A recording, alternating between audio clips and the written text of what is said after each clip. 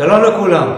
בפרק הזה הייתי רוצה לדבר איתכם על נושא חשוב מאוד שמרבית האנשים נתקלים בו, שזה אומר אישור זכויות ורישום בטאבו או בחברה המשכנת. ברוב המקרים כשניגשים לטאבו אומרים שהנכס בכלל לא רשום בטאבו אלא בחברה המשכנת.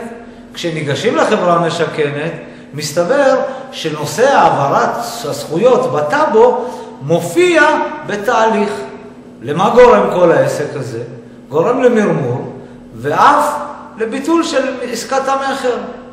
לכן, במקרה כזה, על המוכר לגשת מבעוד מועד לחברת המשכנת או לטאבו ולבדוק את אישור הזכויות, האם זה מופיע על שמו או האם זה נמצא בתהליך מסוים.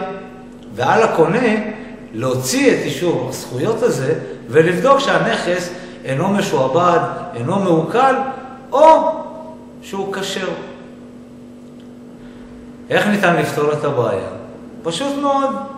ניגשים לטאבו או לחברה המשכנת ומבקשים את אישור הזכויות עבור הנכס שאותו אנחנו רוצים למכור או אותו אנחנו רוצים לקנות.